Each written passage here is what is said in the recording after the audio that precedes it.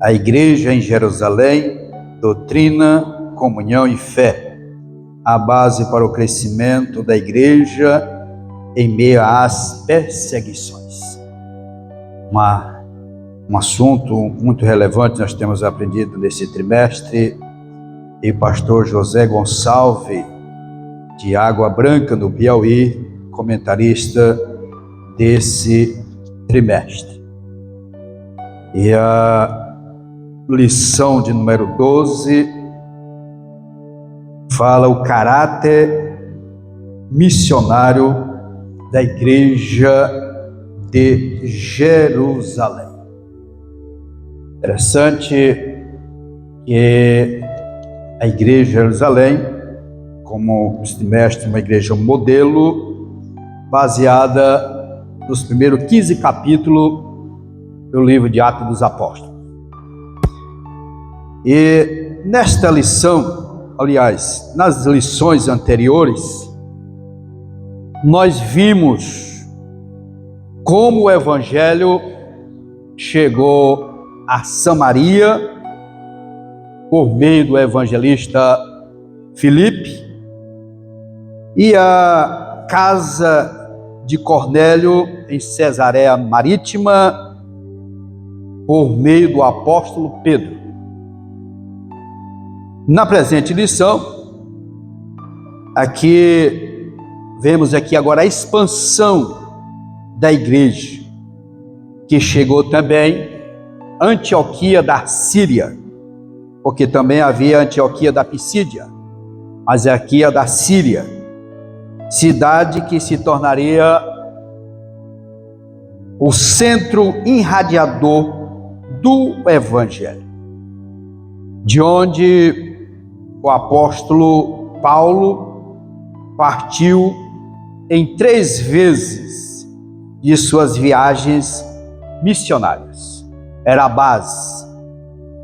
Ali também ele e Barnabé fizeram uma grande obra para Deus, antes de partir junto na primeira, digamos assim, expedição evangelística. E aqui, esta lição, ela vai retratar exatamente dessa expansão do reino de Deus, da obra do Senhor, que até então tinha alcançado Samaria, era de Filipe, mas Samaria havia uma cultura quase que idêntica à dos judeus. Então não era ainda missões transculturais. E na casa de Cornélio, ele era um gentil, mas fazia parte daquelas 3 classes, que era o judaísmo, tinha o prosélito e tinha os tementes a Deus. E ele fazia parte desse grupo dos tementes a Deus. Agora sim, esse povo aqui que ouviram era um povo totalmente pagãos. Era um povo totalmente alienado do judaísmo e não tinha temor. Mas esse povo fora alcançado.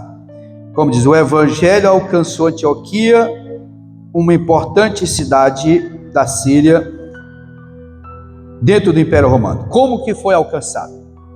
E nós vamos ver que através desses discípulos anônimos que, pelo ardor da perseguição, saíram de Jerusalém para essa cidade para anunciar o Evangelho. Então, pela primeira vez, os cristãos de Jerusalém levam a mensagem da cruz aos gentios fora das fronteiras de Israel. Com o ingresso do Evangelho da cidade de Antioquia, a igreja dava seu primeiro salto na missão transcultural. Aqui estava cumprindo a ordem do Senhor Jesus, o que ele deixou lá em Atos, capítulo 1, versículo 8. Eles guardassem em Jerusalém, até que do alto fosse revestido de poder, e seria suas testemunhas em Jerusalém, Judéia, Samaria. Agora está chegando os confins da terra. Aqui já estava chegando o cumprimento da ordem do Senhor Jesus. Então, essa lição estudaremos sobre o ID de Jesus e levado a sério por um grupo de cristãos refugiados, vítimas de perseguição, que sobreviveram a Estevão em Jerusalém. Esses crentes, mesmo sendo leigos, e até observa essa palavra leigo aqui, desde que a pessoa tem o conhecimento de alguma coisa, ele não era tão leigo no que eles estavam fazendo. Talvez não tinha um conhecimento profundo, mas ele estava direcionado pelo Espírito Santo. Possuía uma forte consciência missionária. Aqui é o que nos chama a atenção. Tinha uma consciência missionária. Uma forte consciência missionária. É o dever da grande comissão. O dever de anunciar o Evangelho. E quando perseguidos, não escondia a sua fé, ou seja, a perseguição não minou a fé deles, mas compartilhavam, apontando sempre para a cruz de Cristo. Esse é o belo exemplo de fé cristã, que deve não somente nos inspirar, mas sobretudo nos levar a agir como eles. Por essa razão do exemplo do modelo é que eles, independente da perseguição, independente do que eles estavam passando, a perseguição não minou a fé deles, não tirou a convicção, não minou dele o compromisso, não atingiu a sua consciência missionária, não foi enfraquecida, ela foi fortalecida. E eles saíram com este propósito para anunciar o Evangelho. Como diz, uma igreja com consciência missionária. Esse aqui é o que faz o crescimento da obra. É essa consciência missionária. O Evangelho para além das fronteiras de Israel. E só foi possível, não foi por alguém que colocou a vontade para fazer, não. Foi mediante perseguição. E Lucas deixa bem claro, diz que os dispersos, pela perseguição decorrente da pregação de Estevão, caminharam até a Fenícia. Fenícia hoje fica no atual Líbano, aproximadamente 400 quilômetros que esse povo andaram para até chegar lá. Chipre e Antioquia da Síria, não anunciando a ninguém a palavra, senão, como a princípio eles anunciavam só os judeus, mas agora não, eles não estavam anunciando somente aos judeus, eles estavam agora anunciando aos gregos, ao povo pagão. Interessante que a mensagem que eles anunciavam, anunciando o Senhor Jesus. Porque para os judeus e para os samaritanos, anunciaram Jesus como o Messias, ou prometido. Aqui ele já estava anunciando Jesus como o Senhor. Porque eles tinham seus deuses, eles eram pagãos, e agora ele estava anunciando o Senhor acima desses deuses, que havia o Senhor e Salvador. Era a mensagem cristocêntrica que eles estavam anunciando. E eu acredito que se fosse hoje, Lucas fosse vivo, alguém ia questionar com Lucas, porque o nome dele não tinha aparecido, né? Não citaram o nome deles, eram anônimos. E hoje vemos dia que às vezes a pessoa não cita o nome, às vezes fica zangado. E ele aqui não citaram o nome deles, eram pessoas anônimas, Lucas não resiste, não cita o nome desses homens, deste grupo de pessoas que estava anunciando. Havia entre eles membros do grupo seleto, dos 7, como alguém diz, como cita que Nicolau era um prosélito da Antioquia. Possivelmente ele estava junto com eles. Mas o resultado do seu trabalho foi maravilhoso, pois levaram o evangelho para fora do círculo judaico. Porque os judeus imaginavam que a salvação era exclusivamente para eles. E aqui nós vemos saindo desses círculos e obedecendo o ID do Senhor Jesus. O evangelho seria pregado a todas as nações. Então esses irmãos eram cristãos dispersos, mas conscientes da sua missão, do seu dever. Esses mensageiros, tanto de Cirene como de Chipre, ou de Chipre e Cirene, não tinha dificuldade de conviver com pessoas do mundo grego. Eles não tiveram essa dificuldade. E quando entraram em Antioquia, atravessaram o rio Orontes, né?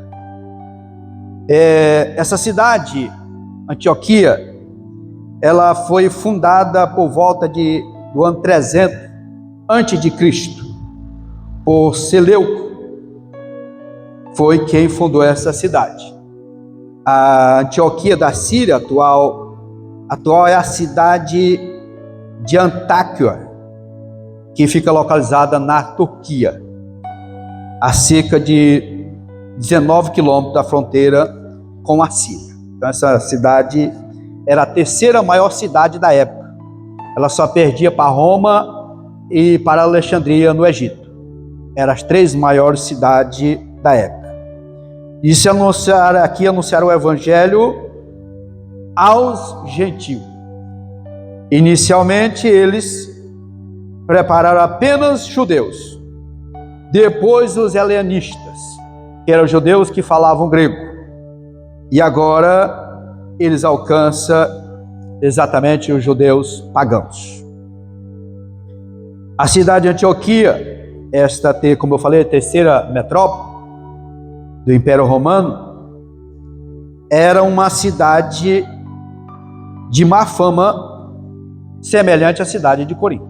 Não era uma cidade tão boa, era uma cidade idólatra. Era um centro de intercâmbio de ideias, culturas, religiões e costumes. Pelo menos 5 culturas podia ser percebida ali naquela cidade. A cultura grega, a romana, porque era dominada pelo Império Romano na época, a semita, árabe e persa. Então havia essa diversidade de cultura naquela cidade. E os pregadores dispersos, anônimos, e o cumprimento da grande comissão deixada pelo Senhor Jesus.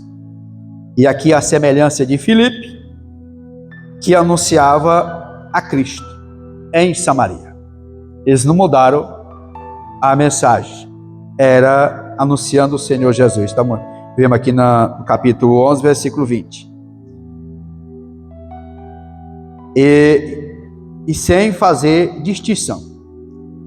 O primeiro pregador da igreja, conhecido como evangelista, o Filipe, que nós vemos lá em Atos 21:8, cita ele como evangelista, enfatizava a messianidade de Jesus, procurando convencer os judeus de que ele é o Cristo. É só a mensagem de Filipe. E aqui agora nós vemos, enquanto esses discípulos, eles davam ênfase no senhorio de Cristo, como falamos agora há pouco. Interessante que esses cristãos leigos, mas capacitados pelo Espírito Santo. Aqui é onde está a diferença. Eles não tinham título. Não é mencionado o título, mas é mencionado algo mais do que um título. Ser capacitado pelo Espírito Santo. E quantos fundadores de hoje grandes campos, a obra, que foram pessoas anônimas, que a ver não tiveram não título, mas levaram a preciosa mensagem do Evangelho. Eu conheci um missionário, hoje Redenção tem aproximadamente 60 congregações, e boa parte daquele trabalho foi fundada pelo missionário. Ele mal chegou ao cargo de auxiliar. Ele nunca foi batizado com o Espírito Santo, mas eu nunca vi um desbravador igual a ele, de anunciar o Evangelho. Eu pensava que não, ele chegava, tem tantas famílias, setor tal, e vai precisar construir uma congregação. E ele se tornou como um trator de esteira, abrindo trabalho.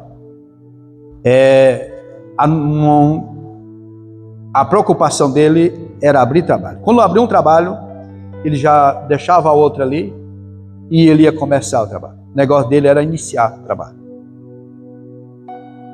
E hoje nós vivemos facilidade hoje do trabalho, mas lembramos que teve os desbravadores, teve aqueles que iniciaram, chegar num lugar que não tinha um crente, e ele chegar ali anunciando a palavra do Senhor, com ousadia, na intrepidez do Espírito Santo, para começar grandes obras que há hoje. Então, eles eram leigos, no sentido, talvez não tinham vasto conhecimento, não tinham passado por uma formação teológica, mas a chama ardia no coração. E aqueles que ele ouviram, que mudaram a vida dele, queria que transformar a vida de alguém. Igual o novo convertido. O convertido, naquele fervor, desejo dele que todo amigo, família, seja alcançado, né? Ele quer pregar para ele. E às vezes alguém não dá tanto crédito, mas é o desejo da pessoa alcançar outro. E além dele ser capacitado pelo Espírito Santo, sobre a mão de Deus, os percussores de Barnabé, sem ordenação, sem sociedade missionária, sem plano estratégico, tornar-se pioneiro decisivo da missão aos gentios. Ele não plantava não um plano estratégico, não, mas estava direcionado pelo Espírito Santo e a mão do Senhor estava sobre ele. Precisa mais do que isso, amados? É o poder do Espírito Santo e sobre a mão de Deus. Então esses homens foram desbravadores da igreja aos gentios. E em pouco tempo a igreja de Antioquia se tornou uma potência, logo após o Pentecoste inaugural. Vamos ver aqui agora. Como eu falei, esses irmãos, eles não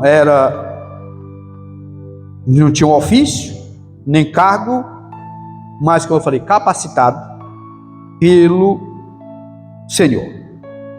Aqui não eram os apóstolos. Os apóstolos estavam confinados em Jerusalém. E eles estavam sendo perseguidos também. E no momento que esses discípulos anônimos estavam anunciando o Evangelho lá na Antioquia, lá em Jerusalém, Tiago tinha sido decapitado. Tiago, irmão de João. Estavam sofrendo a perseguição. E Pedro estava preso também já para ser também executado. Então eles estavam passando por uma ferrenha perseguição. Por isso que o título dessa lição o crescimento da igreja em meio às perseguições. Em meio à perseguição, a igreja deslanchou, a igreja cresceu, ela multiplicou-se. Os discípulos estavam passando por essa situação, mas esses irmãos estavam a chama ardente nos seus corações de anunciar o evangelho. E os apóstolos eram extraordinários e os profetas excepcionais somente porque sobre eles também estava a mão do Senhor. Assim como Deus usou os apóstolos, profetas, também estava usando esses irmãos anônimos. O segundo ponto diz assim: uma igreja com visão transcultural, que saiu de Jerusalém, passou pela Samaria, Judéia, e agora estava numa cultura totalmente pagã, em outros países.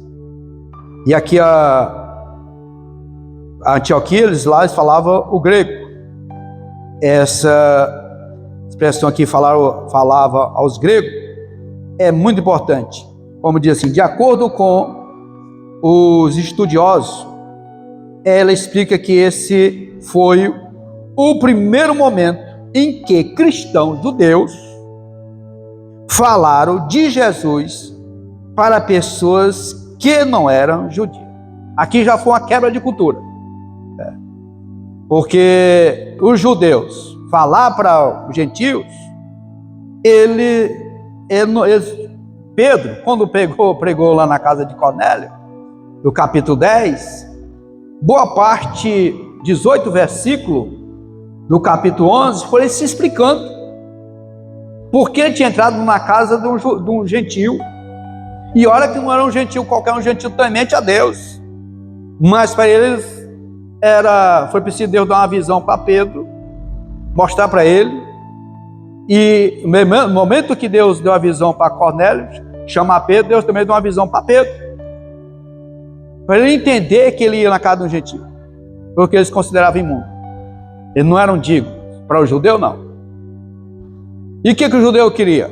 O judeu, para eles, era primeiro eles aceitar o judaísmo como prosélito, se tornar um prosélitos, para assim depois alcançar cristãos. No entendimento do judeu era esse. E aqui nós vemos agora indo direto de gentios se tornando cristãos. Aqui o poder transformador do evangelho. Eles não eram gentios, eles adoravam outros deuses e não seguia o judaísmo. Então eram totalmente pagão. Então a igreja começou a levar a mensagem de Jesus para além da fronteira da Palestina, chegando a um mundo totalmente diferente daquela época, diferente dos judeus. Então eles pregaram a palavra, o evangelho, a um novo povo, uma nova cultura. E uma cultura, como eu falei, pagã. Levando o evangelho a pessoas que não tinham nenhuma ligação com o judaísmo. E o que nós aprendemos aqui? É que era a ordem do Senhor Jesus.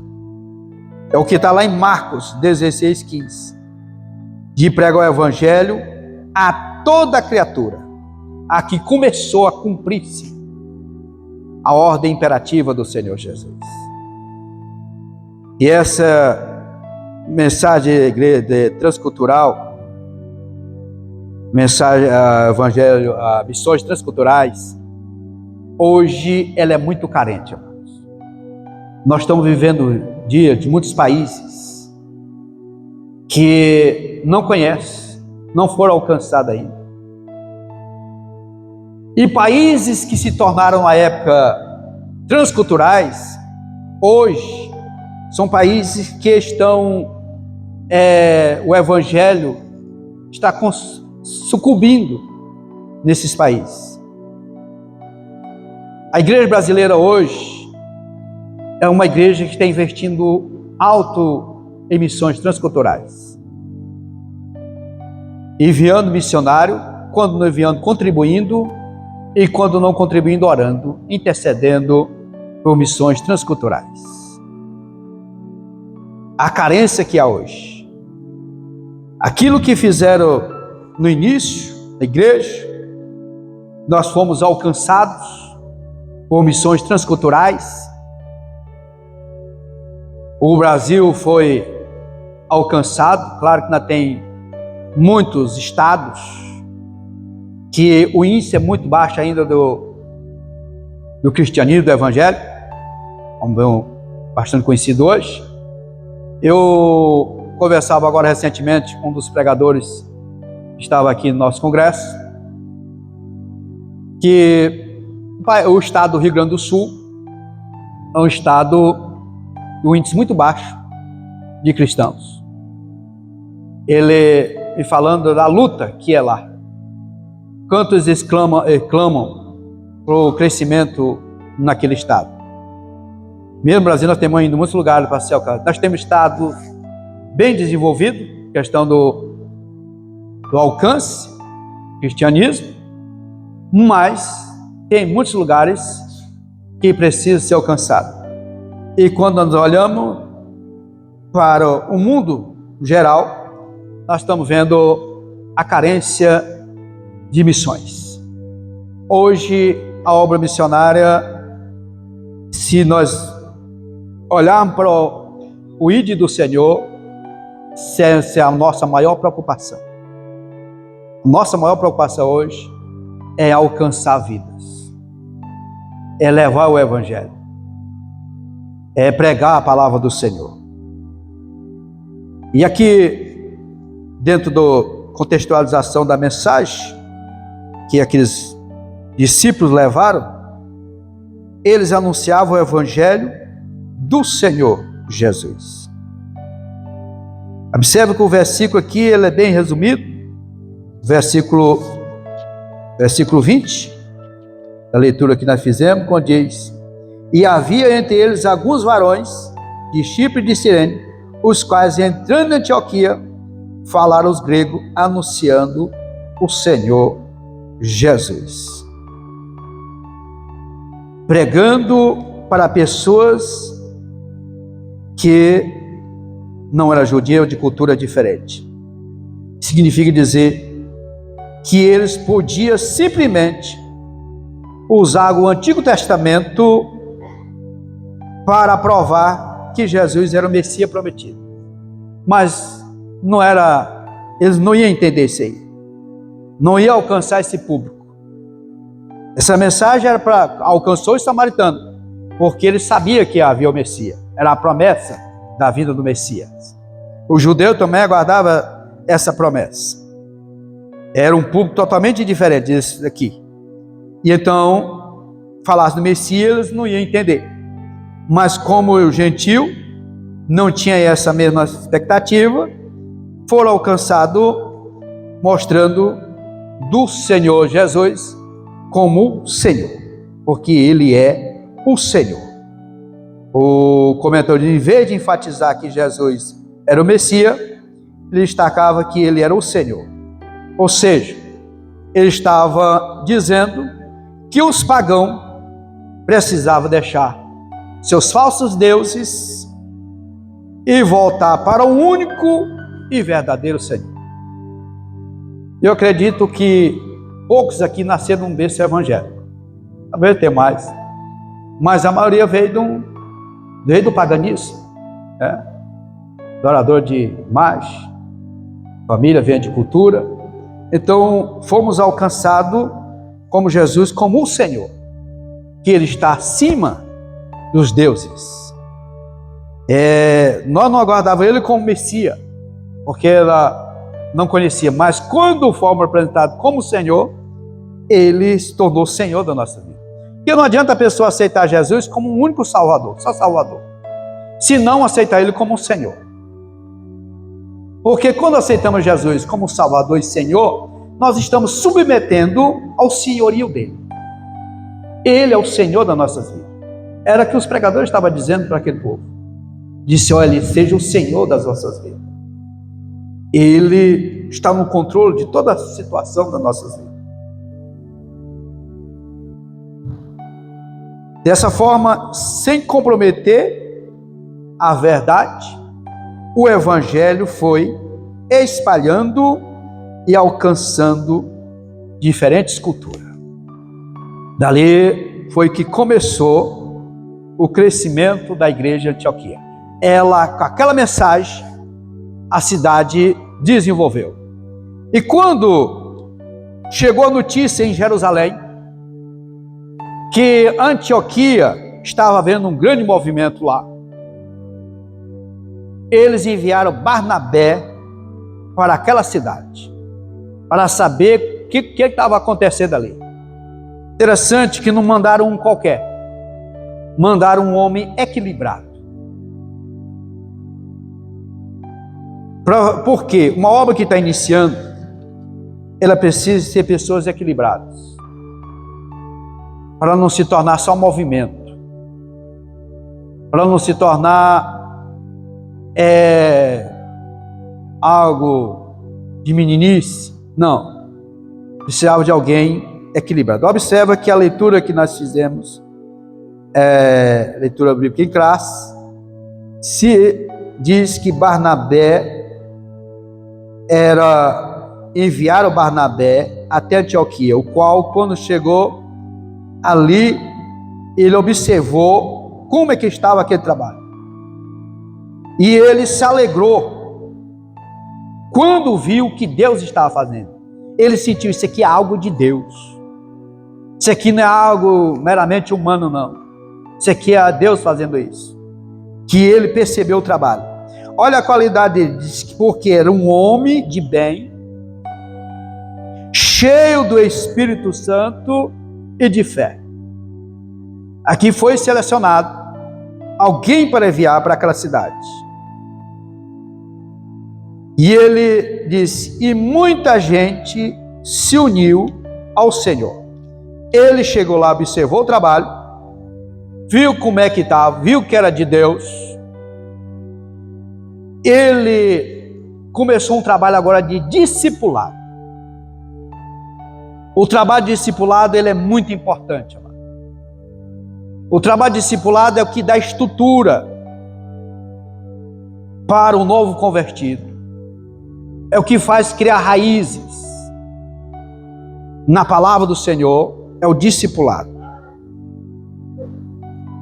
E ele, chegando ali, observou, quando ele saiu de Jerusalém, Barnabé viu uma igreja viva, cheia da graça de Deus, mas aí precisava equilibrar.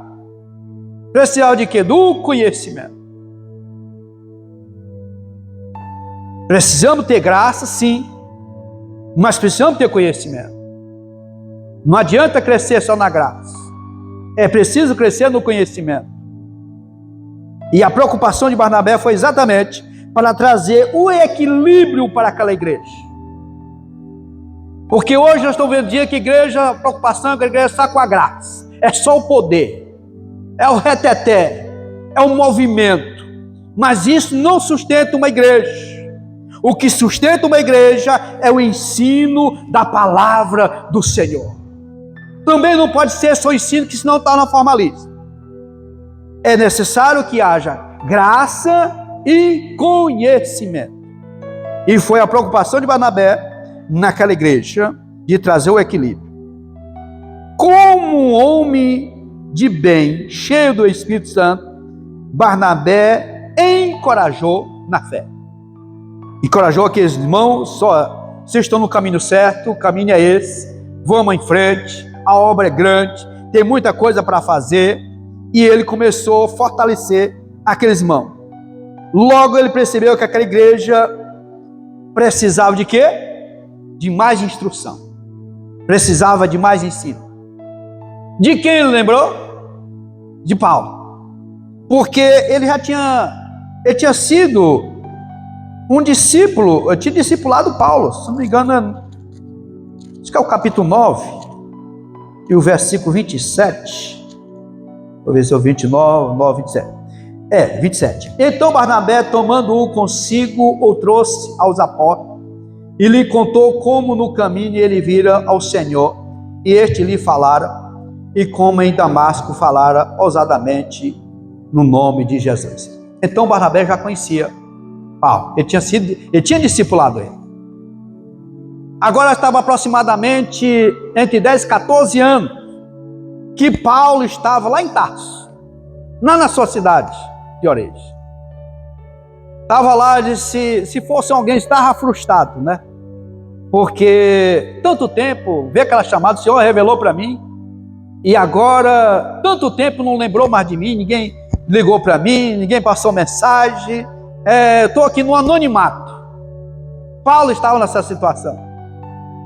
Mas aí chegou o tempo de Deus. Foi esse tempo que Paulo ficou lá em Tarso, foi o trabalhar de Deus. Existe o chamado, mas existe a espera, que é o trabalhar de Deus. Quando nós queimamos essas etapas, talvez venha frustração no ministério. Eu estou cansado, não tenho mais vontade, eu não tenho mais desejo de fazer a obra do Senhor. Mas quando é no tempo de Deus, chega um momento que Deus, ele lembra. Deus não se esquece. Deus não chamou Paulo por chamar. Ele tinha um propósito, mas é o seu tempo. Observe o tempo que demorou de Moisés para ser instrumento na mão do Senhor. Com 40 anos ele já queria libertar o povo pela força. Aí o Senhor, não, aconteceu um episódio lá, foi para o deserto, 40 anos. 40 anos na escola de Deus, para chegar o momento para tirar o povo. Então, Paulo estava aproximadamente 14 anos, e Barnabé vai lá buscar Paulo, para ajudar ele no discipulado, para ensinar, instruir aquele povo. Ele viu que precisava, não era só ganhar, mas discipular. E com esse propósito, Barnabé foi buscar Saulo para auxiliar nessa missão. E assim foi feito. E sucedeu que todo um ano eles se reuniram naquela igreja e ensinava muita gente. Não eram poucos. E esse episódio nos mostra que não basta ganhar alma. É preciso ensinar. É preciso ensinar. E a grande preocupação nossa é com os novos convertidos, para que ele venha ter uma base sólida. Porque quando vem as afrontas, confrontar com o mundo, ele tem estrutura para ele suportar. Para ele é preciso que tenha o conhecimento, a base. E a preocupação foi exatamente essa, de ensino. A igreja sem ensino, a igreja não cresce em graça e conhecimento. O crescimento saudável só é possível por meio da obra da evangelização e do discipulado. Ando juntos. Discipular, pregar o evangelho e discipular. Porque, a ver a pessoa tendo currículo, eu ganhei tantas almas esse ano. E o que é ganhar uma alma? É simplesmente eu pregar para ela aceitar Jesus? Não. A pessoa contou na estatística isso. O ganhar alma, ela vai além de eu pregar para ela e aceitar Jesus. Ela vai, é o ensino. É o ensino metódico. Um novo convertido, ele não pode comer a comida assim, é igual um bebê espiritual. Um bebê é uma criança normal. Uma criança não vai dar uma comida forte para ele.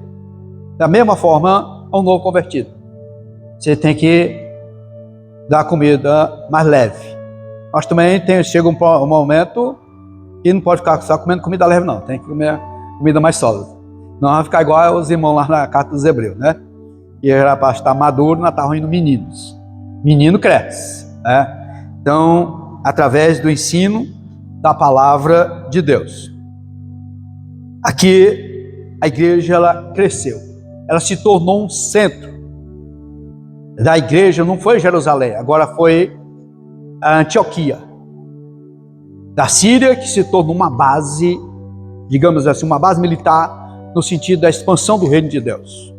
Dali que foi enviado os missionários. A primeira leva de missionário saiu daquela igreja, que foi Saulo e Barnabé, que foram enviados, os primeiros irmãos enviados foi dali. O que aconteceu com esse ensino durante um ano? Eles foram denominados de cristãos. Aí alguém disse, não, mas eles falaram isso no sentido pejorativo. Ou pejorativo ou não, o nome do Senhor foi glorificado, né?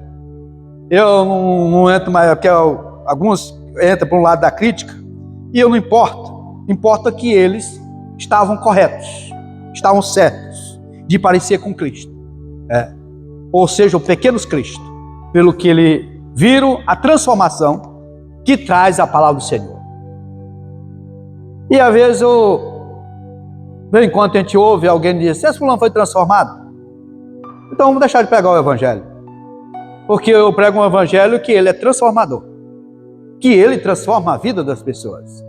E foi exatamente o que aconteceu lá em Antioquia. Aqueles irmãos foram transformados pelo poder do ensino da palavra. Eles foram chamados de cristãos. Os cristãos de Jerusalém haviam sido chamados vários adjetivos, né? Era de irmãos, de crente, de discípulo, de santo. E agora eles foram chamados de cristãos. Chamaram também os do caminho. E agora eles foram chamados de cristão. O termo cristão tem um sentido da pessoa de Cristo. Alguém que é de Cristo é cristão. E esses, eu imagino que a letra do hino 11 da harpa cristã, e falei cristão e avante, aqui o que aconteceu lá com aqueles irmãos. E essa mensagem do hino 11 da harpa cristã, depois você pode observar aí, que é um convite para os cristãos levar o evangelho, pregar a palavra do Senhor, e cristão e avante. Ou seja, a obra do Senhor é crescente, é avante mesmo. E ela faz esse convite para anunciar o evangelho. Então esses irmãos, durante um ano de ensino, eles foram chamados de cristãos. E é um título muito bom, que alguém vai ser parecido. Ele é diferente, é parecido com Cristo, é parecido com os ensinos dele, é parecido com o que a palavra do Senhor diz. É um título muito importante. Agora, a igreja precisa crescer sem perder a sua identidade. Nós não podemos perder a identidade cristã. O que realmente define um cristão não é apenas o nome ou rótulo, mas sim a sua vida. De quê? Sua vida, a sua fé e as suas atitudes. Esse aqui é que nos define como cristão. E essa identidade nós não podemos perder ela. Essa identidade deu uma vida diferente. Não melhor, mas diferente lá do mundo. E aqui o comentário diz assim: embora alguns estudiosos acreditem que o termo cristão tenha sido usado lá em Antioquia como uma forma de zombaria, a verdade é que aqueles seguidores de Jesus demonstravam um grande entusiasmo e dedicação.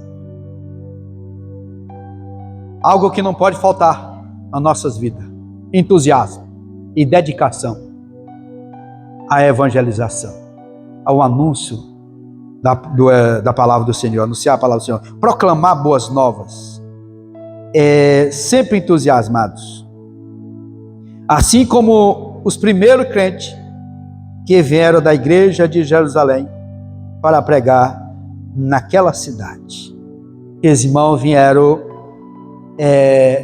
entusiasmados, ousados. A ousadia faz parte da nossa vida diante do desafio para nós pregarmos a palavra do Senhor. E para nós concluirmos, o nome cristão aparece novamente na Bíblia, está aqui em Atos dos Apóstolos, capítulo 26. Acho interessante essa passagem aqui, 26 e o 28. E disse Agripa a Paulo: por pouco me queres persuadir que me faça cristão. A mensagem de Paulo pregando para Agripa, por pouco ele disse que ele não se converte. E ele perdeu a grande oportunidade, né, de se converter. Depois nós vemos lá em 1 Pedro 4,16 falando cristão. Segundo a Bíblia, ser cristão significa crer em Jesus. Mas não adianta somente crer em Jesus.